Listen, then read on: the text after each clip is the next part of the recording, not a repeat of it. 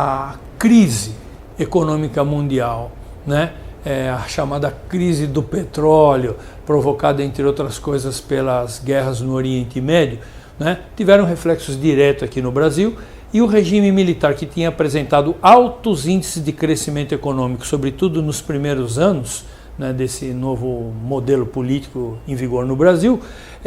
sentiu duramente, a partir de 1974, os reflexos da crise internacional na década de 70, né, provocada por uma conturbação internacional, né, Guerra do Vietnã e outros episódios que tornaram o mundo muito tumultuado nessa época. Ao mesmo tempo, uma radicalização das posições ideológicas, né, trazidas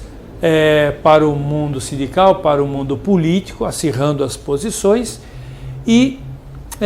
isso provoca uma movimentação clandestina de reorganização dos sindicatos na perspectiva de retomarem aquela autonomia que tiveram ou no começo do século ou naquele curto período entre o governo do Juscelino e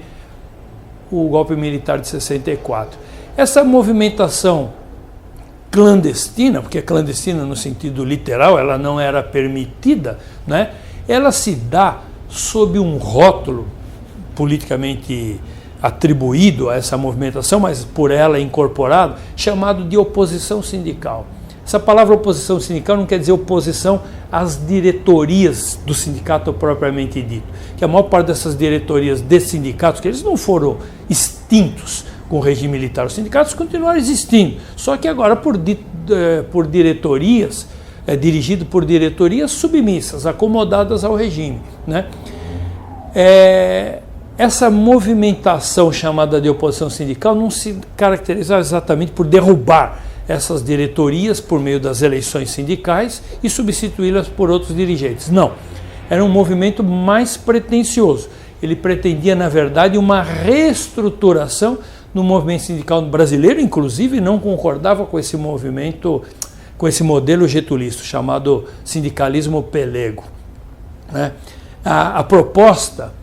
era retomar parte daquele ideário dos sindicatos antes de 1930, modernizado, é claro, que com as novas ideias que surgiram depois desse período,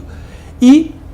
sobretudo, tinha por meta a autonomia sindical, quer dizer, uma organização de sindicatos que não fossem submetidos ao Ministério do Trabalho, porque nesse modelo getulista e no modelo, inclusive, continuado pelo regime militar, o dirigente sindical que destoasse das orientações, das diretrizes fixadas pelo Ministério do Trabalho, ele podia ser cassado, né? Bom, se ele pode ser cassado pelo Ministério do Trabalho, ele não tem representatividade, ele não tem força política. Então, a questão da autonomia sindical, da independência sindical em relação ao Ministério do Trabalho era fundamental, né? E essa era a principal pretensão estratégica desse movimento de oposição sindical, que vai sair da clandestinidade no ano de 1978 com as grandes greves de metalúrgicos que ocorreram inicialmente em São Bernardo, depois se espalharam por todo o ABC, depois se espalharam para outras categorias que não os metalúrgicos, e depois se espalharam também para os funcionários públicos, e depois foi para o campo, inclusive,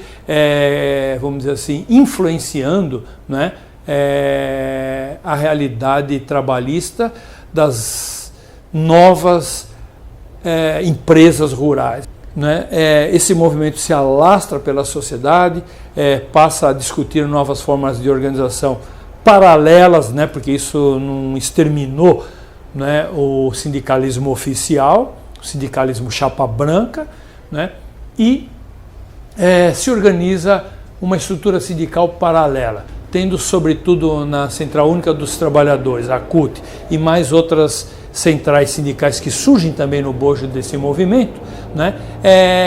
o foco dirigente dessa reorganização sindical na história do Brasil. Enfim, isso tudo culminou com uma nova realidade, que é aquela que nós passamos historicamente a chamar de neossindicalismo.